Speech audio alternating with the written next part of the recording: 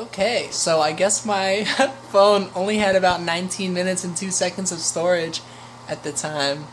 But, yeah, So after that I had to go to my doctor's appointment, so it's actually been several hours, but I watched the video, and I'm distracted by a random video. I'm just gonna make a new tab so I'm not looking at it. I'm also gonna put on some music this time around. But anyways, yeah, I was not embarrassed. I was what was the word I said? Guilty. Yeah, I felt guilty about dating people because I thought that I was just trying to date girls and stuff to hide my sexuality, and that later down the line they'd be like heartbroken and like betrayed that like I just have been pretending to like them and love them and blah blah blah. But yeah, then it was in 2017 that I actually ended up in my first relationship. I met this person in May? April? No, January, February, March, April, May, June. I think I met them in June. Yeah, I met them in June, and we got really close, and close enough to the point where like I told them that I'm gay, but I also told them actually I don't really know. And then I also mentioned like, but I could never date a girl, I don't think, because like I can't do that to them, like to someone, date somebody and have them find out that the truth is I was never into them in the first place. And this person, being super awesome, she was like no, that's fine, like I don't know, I wouldn't be like I'd be okay with that. And I was like, oh. And then it was about a month later that with more character development and story development, you know, life, about a month later, a different time we hung out, I was going through some random insecurities because I was around their friends, and I broke down. I left the place we were at, some bowling place. I hate bowling, but now I like bowling kinda. I'm getting better at enjoying it. But yeah, have some random insecurity about bowling because of family stuff, but that's not important. But yeah, so I kind of ran away and disappeared, broke down. They found me eventually, and then with getting closer, they were just like, "Do you want to go out on a date?" And I was like, "Yeah." And so we went out like the next day.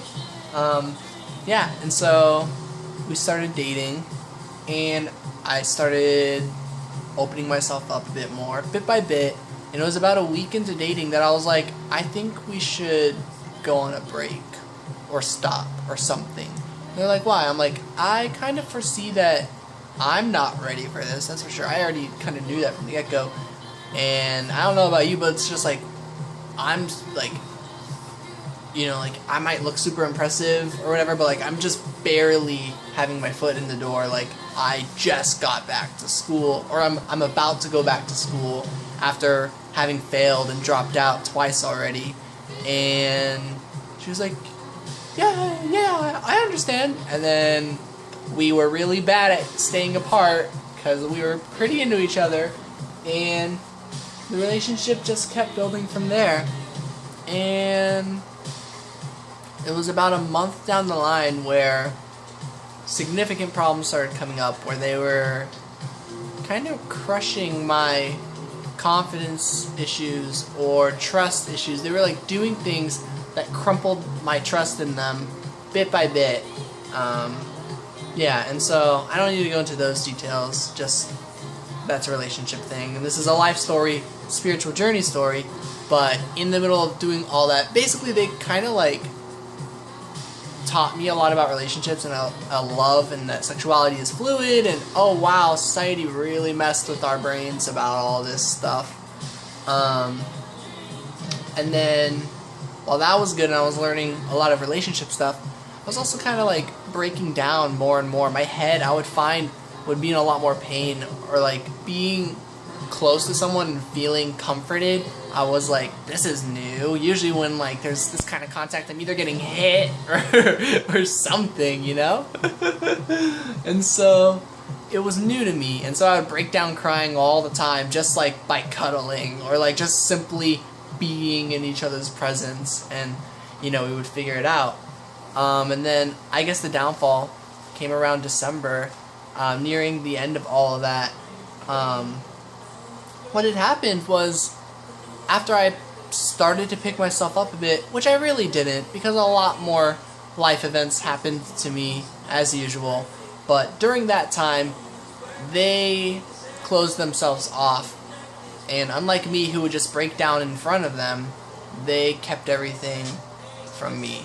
They basically hid the truth. They hid that they were insecure about certain things and assumed, or I don't know if they assumed, but like maybe assumed that I should have just known, or like I'm abusive and toxic, maybe, I don't know. Maybe that's how they perceive it. I have no idea. But possibly that's the case, that I was the toxic and abusive one because I wasn't aware of problems that they didn't ever tell me about. But yeah, so it's like neither of us were ready, and it was about October, I think, where I said something like, yeah, I give us 2-3 months tops. Something really mean. It was for a reason, and I apologized, and I was like, I'm so sorry, like, yesterday I tried to kill myself, or like, didn't try to, but like, came much closer than any time before, and the things you said today, and didn't even ask how my day was, or how yesterday went, when you knew it was a big day, and I asked how your day went, blah, blah, blah. So like, that was kind of the start of like, I foresee the downfall now. Like, I, you know, kind of saw it at the get-go in the first week of dating, where I was like, we should go on a break. I don't think neither of us are ready, blah, blah, blah.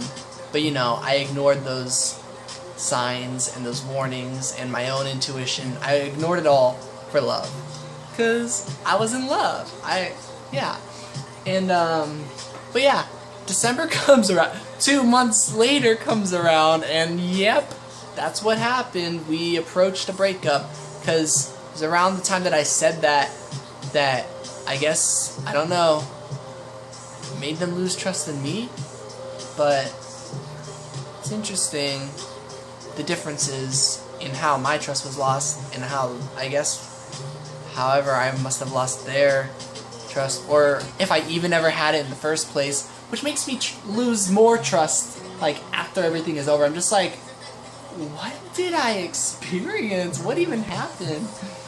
But yeah, so while that's going on, in November happens, and like, we get through that within a few days, and we're like, okay, well, I said some messed up things that won't go away, but let's work through this.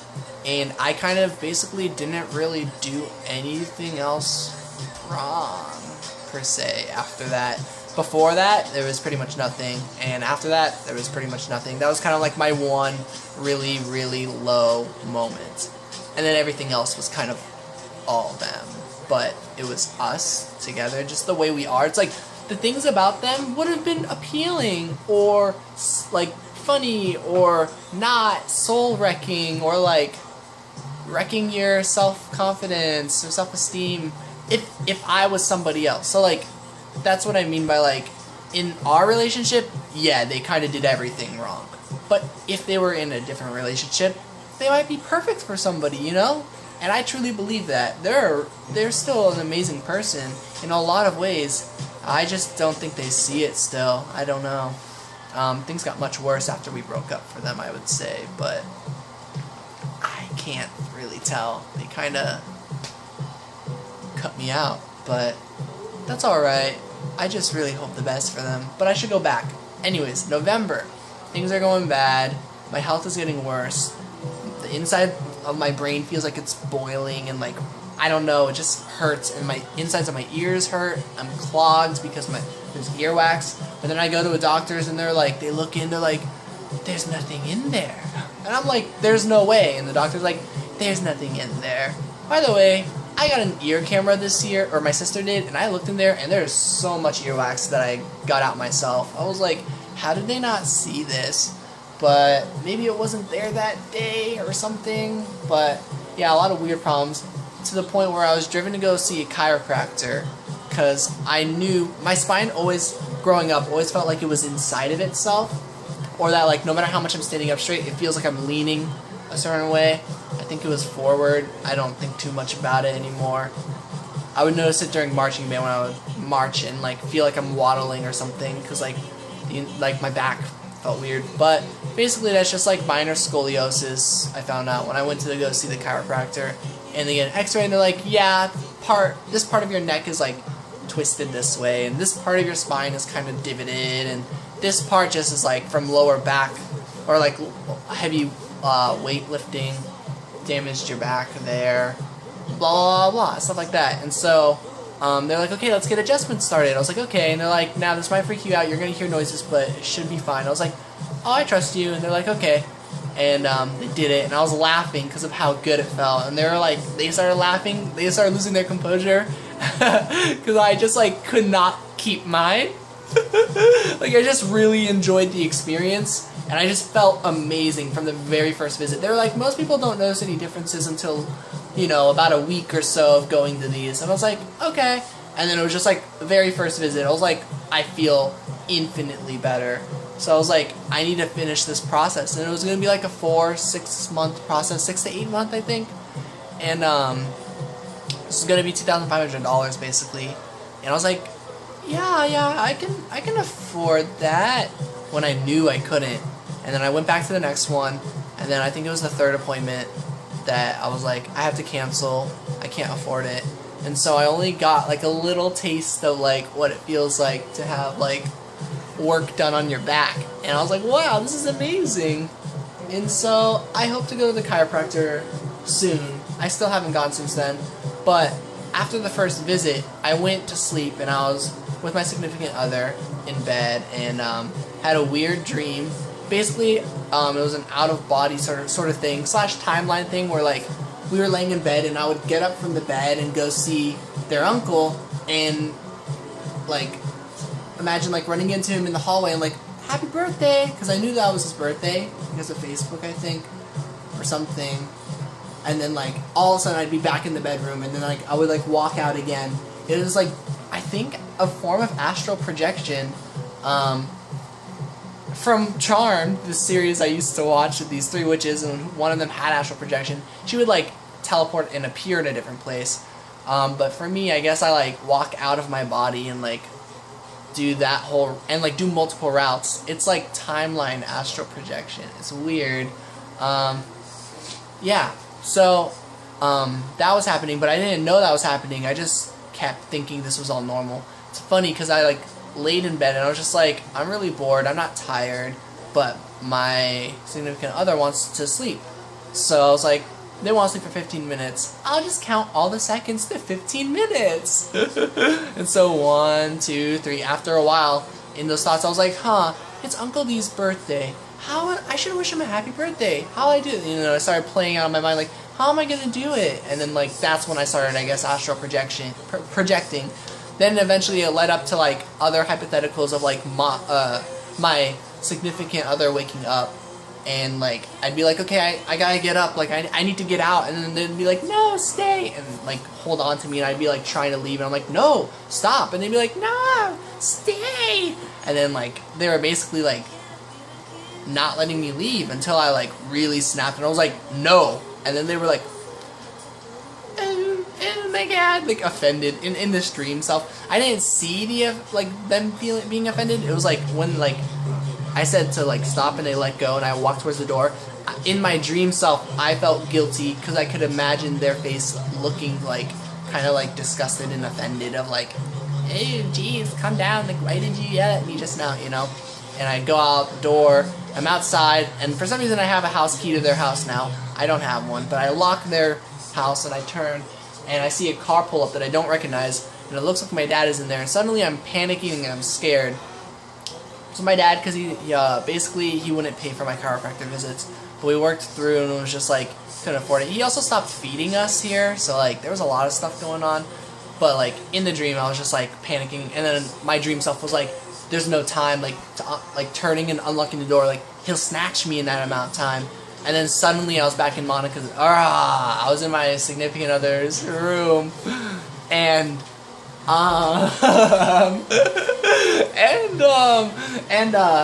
this time I was sleeping and they were sleeping, and I could see us sleeping, and I was like, wait a second. And the whole reason why it all hit me was like how did I get in this house when I never used the key to unlock the door? And then I realized that I never actually got up ever. And then I was back inside myself. And then I was trying to leave. I was trying to move. I was finally inside myself like normal, and I was awake.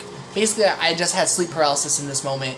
And I was trying to say anything. I was trying to scream like for my significant other to like help. And like I do this rocking sensation where eventually I managed to like nudge them, and they wake up, and they don't really do anything, but I wake myself up after that point.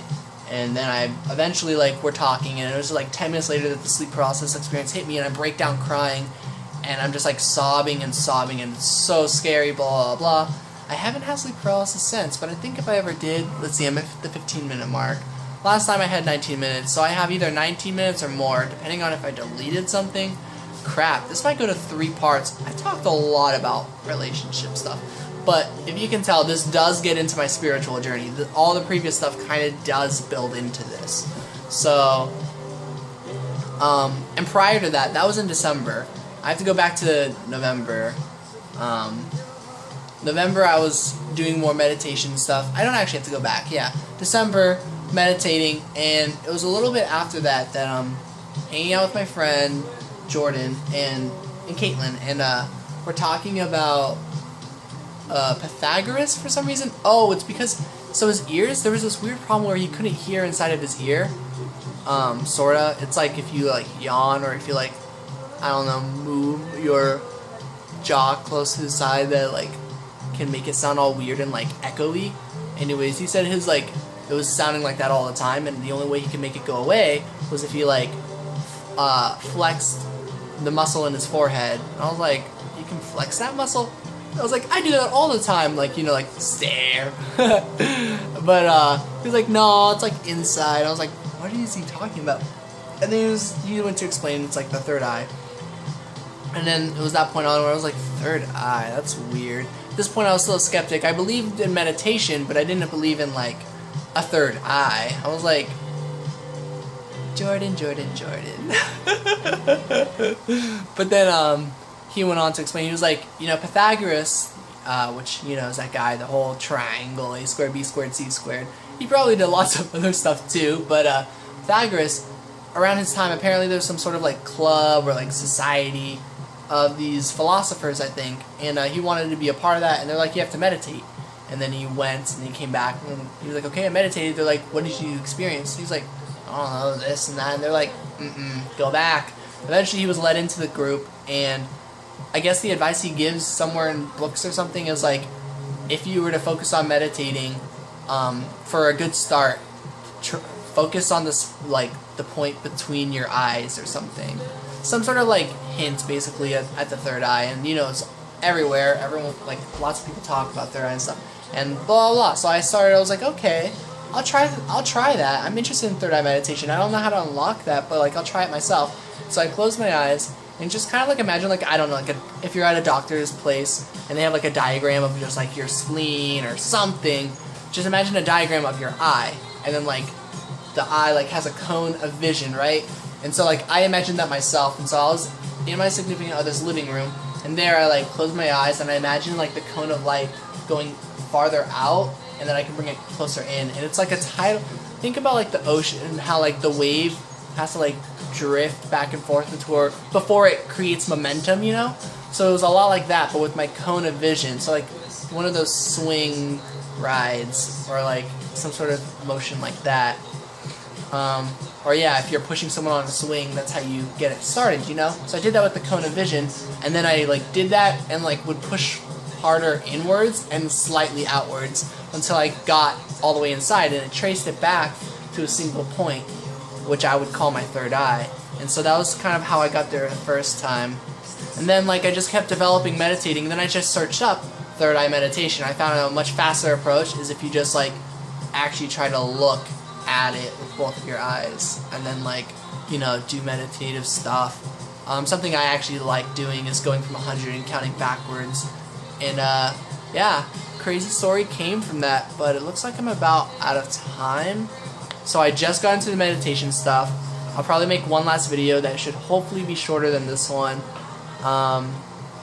yeah, this is sort of my life slash spiritual awakening story. It gets, or not even in 2018 yet, and that's really where my spiritual awakening kind of began. Kind of began with the third eye meditation, actually. So once I realized that I could make it there,